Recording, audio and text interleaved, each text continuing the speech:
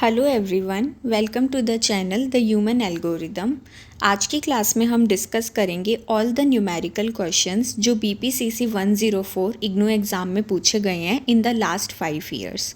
Starting with the most important topic जो almost हर exam में पूछा गया है, that is measures of central tendency. These are mean, median and mode. So starting from first question, जहाँ पे हमें एक डेटा सेट दिया गया है and we need to calculate mean, median and mode. So हम पहले देखेंगे कि मीन को कैसे कैलकुलेट किया जाता है। मीन का मतलब होता है average. So for calculating average, सबसे पहले हम अपने डेटा को असेंडिंग या डिसेंडिंग ऑर्डर में अरेंज कर देते हैं। जैसे यहाँ पे हमें डेटा दिया हुआ था, हमने इसे असेंडिंग ऑर्डर में अरेंज कर दिया। उसके बाद में मीन कैलकुलेट करने का फॉर्मूला होता है sigma x divide by n, जिसका मतलब है, सिग्मा एक्स का मतलब है sum of all the data set. जितना भी हमारे पास डेटा है उसको अगर हम ऐड ऑन कर देंगे तो x की वैल्यू हमें मिल जाएगी। यहाँ पे हमने ऐड ऑन किया तो 1299, this is the value we get. उसके बाद में सेकेंड स्टेप में हम देखेंगे n का मतलब। n का मतलब होता है जितना भी नंबर ऑफ डेटा हमारे पास है। यहाँ पे n की वैल्यू 25 है, सो हम इसे 25 से डिवाइड कर देंगे and we will get the mean value of 51.96 which is approximately 52। In the second part we need to calculate median. Median का मतलब होता है मिडल वैल्यू। अब मीडियन है, उसमें हम दो फॉर्मूलाज का यूज़ करते हैं। n जो हमने देखा था, नंबर ऑफ़ डेटा जो हमारे पास है, अगर वो ओड होता है तो हम ये वाला फॉर्मूला यूज़ करते हैं, और अगर n की वैल्यू इवन होती है तो ये वाला फॉर्मूला यूज़ करते हैं। सो यहाँ जैसे n की वैल्यू 25 है, so we will use the first formula which is n+1 divide by 2। हमने ये फॉर्मूला अप्लाई किया तो इससे हमारे पास 13th वैल्यू आ गई है। सो अगर हम डेटा को असेंडिंग ऑर्डर में सॉर्ट कर देंगे एंड हम काउंट करेंगे तो 13th वैल्यू पे 46 नंबर आता है। सो 46 नंबर है वो हमारी मीडियन की वैल्यू हो जाएगी। अनदर मेथड ऑफ सॉल्विंग, जब n है वो ओड होता है तो हम डायरेक्ट भी कैलकुलेट कर सकते हैं कि इस साइड जो वैल्यू है वो भी इक्वल रहेंगी और इस साइड जो वैल्यू है वो भी इक्वल रहेंगी। तो जो एकदम मिडल में डाटा आता है वो हमारा मीडियन हो जाता है। थर्ड पार्ट में हम कैलकुलेट करेंगे मोड। मोड का मतलब होता है मोस्ट फ्रीक्वेंटली अकरिंग वैल्यू, मतलब जो सबसे ज़्यादा डेटा में जो डेटा में वैल्यू हमें देखने को मिल रही है उसे मोड कहा जाता है। सो इन दिस क्वेश्चन 44 नंबर है वो 6 टाइम्स देखने को मिला है, सो मोड की वैल्यू हो जाएगी 44। So this was the method mean, median या मोड निकालने के लिए। ऐसे ही अनदर क्वेश्चन जो पूछा गया था दिसंबर 2021 में, हमें डेटा सेट दे दिया एंड हमें मीन, मीडियन, मोड निकालने को बोला गया है। We will use the similar method जो आप यहाँ पे देख सकते हो। ये सभी सिमिलर पैटर्न के क्वेश्चंस पिछले 5 ईयर्स में पूछे गए हैं, जिसमें सेम फॉर्मूला अप्लाई होगा to calculate mean, median and mode. So you can look at it and solve them by yourself. Coming to the second topic जो है range and standard deviation. So इसमें आपको बेसिकली दो formulas याद रखने हैं। Range का फॉर्मूला होता है maximum minus minimum value and standard deviation का फॉर्मूला होता है under root of summation of x minus x bar का whole square divide by n। अब इसे कैसे क्वेश्चंस में अप्लाई करना है वो हम एक एग्जाम्पल के थ्रू समझते हैं। सो ये हमारे पास एक डेटा दिया हुआ है जिसमें ये वैल्यूज़ दी हुई है एंड n की वैल्यू है वो 10 है, मतलब नंबर ऑफ़ डेटा है वो टोटल 10 है। सबसे पहले जो हमें इसमें पूछा गया है कि रेंज को कैलकुलेट करना। सो जैसे हमने रेंज का फॉर्मूला देखा मैक्सिमम माइनस मिनिमम वैल्यू। सो इस डेटा में हमारे पास मैक्सिमम वैल्यू है वो 85 है एंड मिनिमम वैल्यू है वो 32 है, तो उनको माइनस करके हमारे पास रेंज की वैल्यू आ जाएगी 53।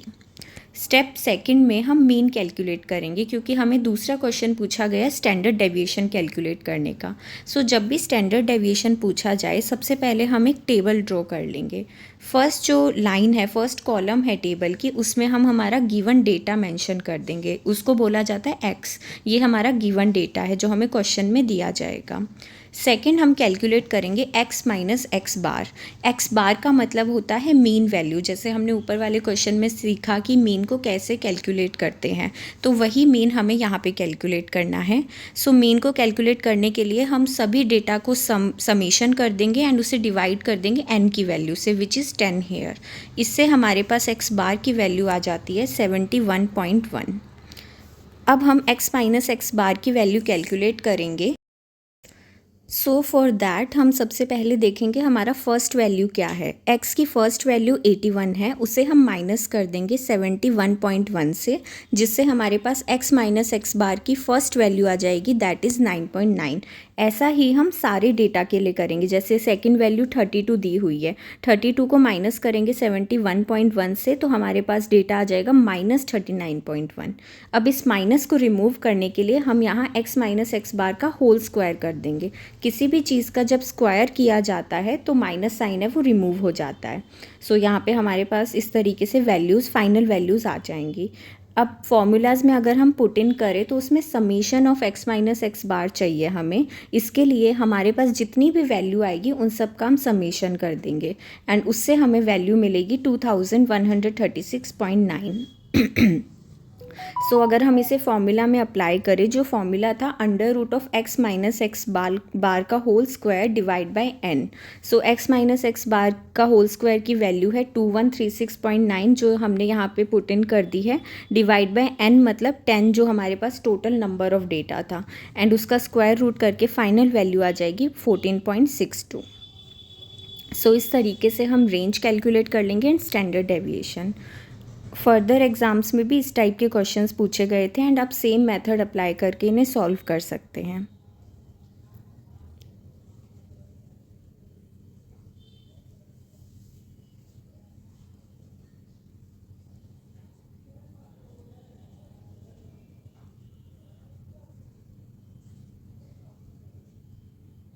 Coming to the third topic which is average deviation, जिसे मीन डेविएशन भी बोला जाता है। उसको कैलकुलेट करने का फॉर्मूला होता है summation of x minus x bar divide by n। यहाँ पे साइंस को हम इग्नोर करते हैं, मतलब x माइनस एक्स बार की जब वैल्यू लेते हैं उसमें नेगेटिव साइन को नहीं इंक्लूड किया जाता, ओनली डेटा को एज इट इज़ लिया जाता है। अब इसे कैसे यूज़ करना है हम एग्जाम्पल से समझते हैं।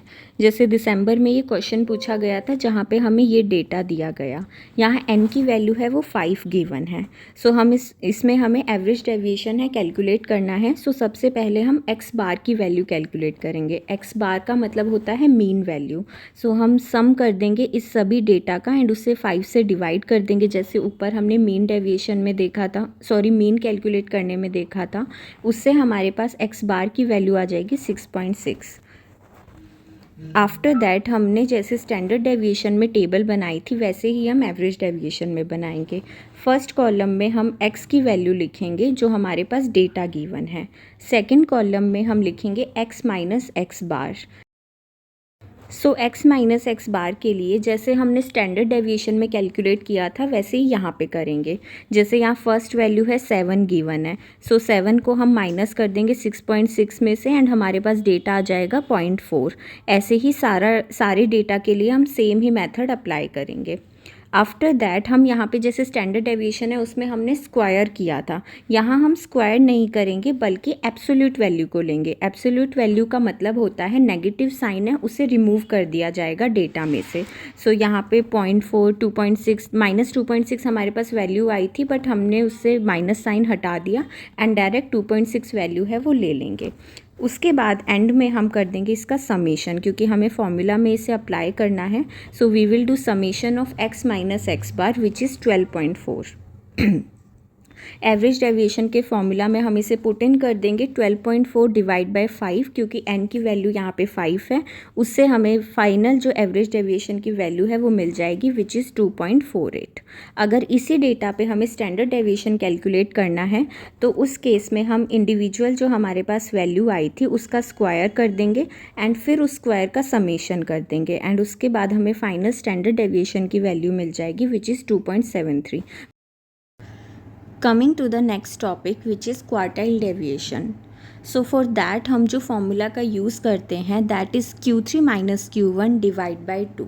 सो इस फॉर्मूला को यूज़ करने के लिए हमें Q1 एंड Q3 की वैल्यू को पहले निकालना पड़ेगा।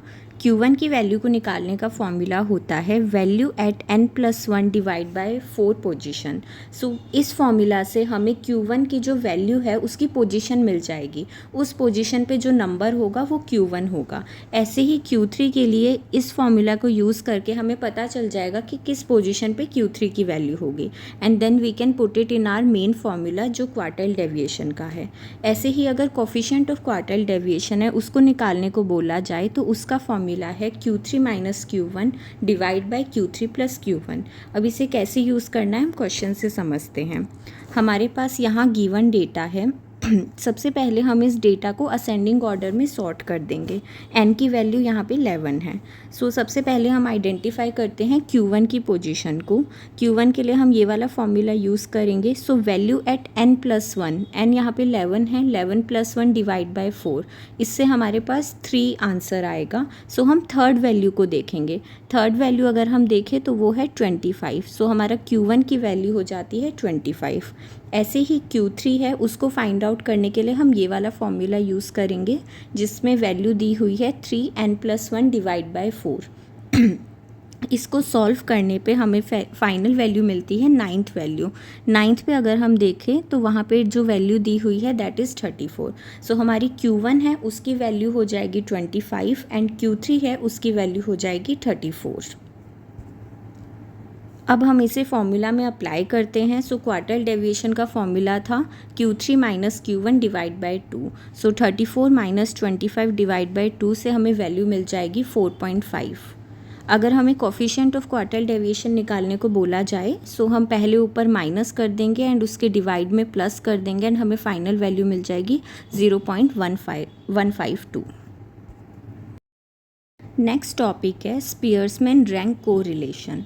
सो इसके लिए जो फॉर्मूला यूज़ किया जाता है that is 1 minus 6 sigma D square divide by n square minus 1। सो हम इसे कैसे अप्लाई करेंगे क्वेश्चन से समझते हैं। सो हमारे पास यहाँ पे 2 डेटा सेट हमें गिवन है। सो जब भी स्पीयरमैन कोरिलेशन पूछा जाए हमें सबसे पहले उस डेटा सेट को रैंकिंग देनी है। जैसे हम इसे टेबुलर फॉर्मेट में कैसे लिखेंगे, हमारे पास फर्स्ट डेटा सेट है वो यहाँ पे गिवन है and this is our second data set. So सबसे पहले हम इसे रैंकिंग करेंगे एंड रैंकिंग हमेशा डिसेंडिंग ऑर्डर में की जाती है। सो फर्स्ट डेटा सेट की अगर रैंकिंग देखें सो यहाँ पे हाईएस्ट जो वैल्यू है वो 85 है। सो हम 85 को फर्स्ट रैंकिंग दे देंगे। सेकंड हाईएस्ट वैल्यू है 84, सो हम 84 को सेकंड रैंकिंग दे देंगे। ऐसे ही अगर हम सेकंड डेटा सेट की बात करें, यहाँ पे हाईएस्ट वैल्यू है वो 86 डेटा की है, 86 वैल्यू की है। सो इसे हम फर्स्ट रैंक दे देंगे। 84 की सेकंड हाईएस्ट वैल्यू है तो उसे हम सेकंड रैंक दे देंगे। इस बेसिस पे हमारी रैंक फर्स्ट एंड रैंक 2 का हमारे पास डेटा आ जाएगा। थर्ड स्टेप में हम डिफरेंस निकालेंगे between both of these rank. इसमें जो फॉर्मूला यूज़ होता है that is R1 minus R2। चाहे वैल्यू नेगेटिव आए बट हमेशा हम R1 की वैल्यू को पहले रखेंगे। सो इस बेसिस पे हमने 5 माइनस 3 2 वैल्यू निकाल ली, 2 माइनस 1 1 वैल्यू निकाल ली, 1 माइनस 2 माइनस 1 वैल्यू निकाल ली। Now for removing this negative sign हम इसका स्क्वायर कर देंगे। तो इस तरीके से 2 का स्क्वायर 4 हो गया, 1 का स्क्वायर 1। इस तरीके से हमने पूरा डेटा कैलकुलेट कर लिया डी स्क्वायर का। In the final step we will do the summation of D square which is 18। हम जितनी भी ये वैल्यूज़ हैं उनको ऐड कर देंगे तो हमारे पास फाइनल वैल्यू 18 आ। फॉर्मूला में पुट इन करेंगे। सो फॉर्मूला था 1 minus 6 sigma D square. So it will B 1 minus 6 multiply 18 divide by n, मतलब यहाँ n की वैल्यू 10 दी हुई है वो भी हम यहाँ पे पुट कर देंगे, जिससे हमारे पास फाइनल जो वैल्यू आएगी दैट इज़ 0.891। एंड ये इंडिकेट करता है कि जो हमारे 2 वेरिएबल्स हमने यहाँ लिए हैं उनमें एक स्ट्रॉन्ग पॉजिटिव कोरिलेशन है। सो इस मेथड से हम स्पीयर्समैन कोरिलेशन है वो फाइंड आउट कर सकते हैं। ये कुछ प्रीवियस ईयर क्वेश्चंस है which you can try. Next coming to the next topic which is Pearson's product movement correlation. So इसके लिए ये वाला फॉर्मूला यूज़ किया जाता है। अब इसे कैसे यूज़ करना है हम क्वेश्चन से समझते हैं। सो हमारे पास यहाँ पे एक गिवन डेटा सेट है जहाँ पे A B C D इस तरीके से हमें पेयर में डेटा दिया गया है। सो सबसे पहले हम इसे टेबल में अरेंज कर देंगे। टोटल हमारे पास यहाँ पे 10 पेयर दिए हुए हैं, उनको हम फर्स्ट कॉलम में लिख देंगे कि दीज आर द पेयर्स।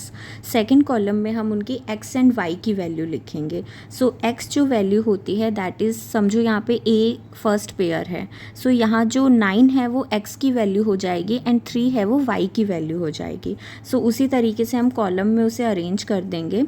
यहाँ पे x की वैल्यू 9 हो जाएगी एंड y की वैल्यू 3 हो गई। ऐसे ही b में x की वैल्यू 8 हो जाएगी एंड y की वैल्यू 2 हो जाएगी। सेकेंड स्टेप में हम x का स्क्वायर कर देंगे, x की जितनी भी वैल्यू है उनका स्क्वायर कर देंगे, तो इससे हमें नेक्स्ट कॉलम मिल जाएगी। ऐसे ही हम y का स्क्वायर कर देंगे इन द फोर्थ स्टेप।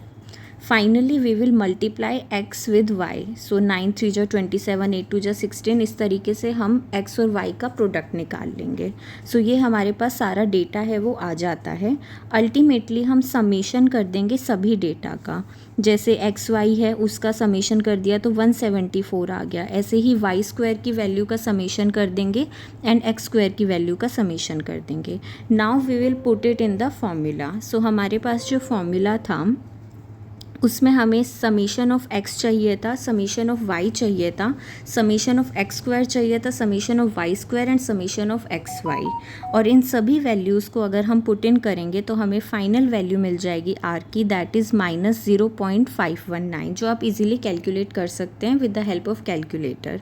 और ये माइनस साइन यहाँ पे इंडिकेट करता है कि there is negative correlation between two variables, और यहाँ पे 0.5 वैल्यू है, इसका मतलब वो नेगेटिव कोरिलेशन मॉडरेट लेवल का था। Coming to the last topic of today's class, that is cumulative frequency distribution, जिसके ऊपर एक बार क्वेश्चन पूछा गया इन 2025 जून एग्ज़ाम। सो इसमें हमें एक डेटा दे दिया जाएगा and we need to find out the cumulative frequency and its distribution. Solving such type of question जहाँ क्यूमुलेटिव फ्रीक्वेंसी पूछी जाए, हम सबसे पहले क्लास इंटरवल को आइडेंटिफाई करेंगे एंड रेंज को आइडेंटिफाई करेंगे। रेंज जैसे हमने देखा था, मैक्सिमम और मिनिमम वैल्यू के बीच की जो वैल्यू होती है उसे रेंज कहा जाता है। सो यहाँ पे मैक्सिमम जो वैल्यू दी हुई है डेटा में वो 45 है एंड मिनिमम जो वैल्यू है वो 2 है। सो उसके बीच की हम रेंज लेंगे। एंड क्लास इंटरवल है वो जनरली 5, 10 या 15 लिया जाता है ताकि हम इजीली कैलकुलेट कर सकें। क्लास इंटरवल का मतलब होता है, जैसे अगर हम देखें 1 to 5, तो 1 to 5 के बीच में जितना भी डेटा हमारे पास है 1 से 5 वैल्यू के बीच में वो फर्स्ट क्लास इंटरवल में आ जाएगा। 6 to 10 के बीच में जितना भी डेटा है वो 6 to 10 क्लास इंटरवल के बीच में आ जाएगा। सो यहाँ अगर हम देखें इस क्वेश्चन में 1 to 5 के बीच में टोटल 6 वैल्यूज़ हैं, 6 to 10 के बीच में 6 वैल्यूज़ है। तो इस तरीके से हम इसका फ्रीक्वेंसी काउंट कर लेंगे कि 45 तक कितनी वैल्यू है हर रेंज के अंदर, और उसका क्लास इंटरवल है 5 है, मतलब यहाँ पे 5 का गैप है between both of these ascending and descending value. अब हम इसे टेबल में अरेंज करते हैं। So class interval first column में हम लिखेंगे क्लास इंटरवल, सेकंड कॉलम में हम लिखेंगे फ्रीक्वेंसी कि कितनी बार डेटा है वो 1 to 5 क्लास इंटरवल के बीच में आया है।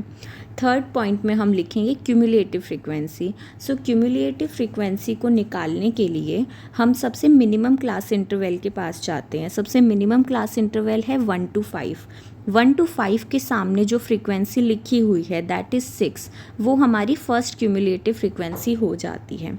उसके बाद जब हम सेकंड डेटा पे जाते हैं, सेकंड डेटा है 6 to 10, सेकंड क्लास इंटरवल है 6 to 10, उसके सामने जो फ्रीक्वेंसी लिखी हुई है दैट इज़ 6, उसे अगर हमारी फर्स्ट क्यूमुलेटिव फ्रीक्वेंसी के साथ ऐड कर देते हैं तो हमें सेकंड क्यूमुलेटिव फ्रीक्वेंसी मिल जाती है दैट इज़ 12। ऐसे ही अगर हम फर्दर भी सॉल्व करें तो 12 + 1 करेंगे, उससे हमें मिल जाएगा 13, 13 + 3 करेंगे 16, और ऐसे अल्टीमेटली हमारे पास पूरी क्यूमुलेटिव फ्रीक्वेंसी का डेटा आ जाता है। To find out cumulative percentage, उसके लिए जो फॉर्मूला यूज़ किया जाता है that is cumulative frequency divide by n multiply 100। यहाँ n की वैल्यू 30 दी हुई है तो हम यहाँ पे वो पुट करेंगे। सो फर्स्ट वैल्यू अगर हम कैलकुलेट करें, यहाँ पे 6 दी हुई है, 6 डिवाइड बाय 30 मल्टीप्लाई 100 करने पे जो वैल्यू हमें मिलेगी दैट इज़ 20%। और इस तरीके से हम सारे डेटा की क्यूमुलेटिव परसेंटेज है वो भी निकाल सकते हैं। So that is it for today's class. Thank you for watching. इसमें मेजरली हमने BPCC 104 के ऑलमोस्ट न्यूमेरिकल क्वेश्चंस कवर कर लिए हैं. And if you like this class then please press the like button and also subscribe to my channel as it will be really helpful for me as well as you, because I will be bringing more such content. And also you can comment below if you have any doubt in any question. Thank you for watching.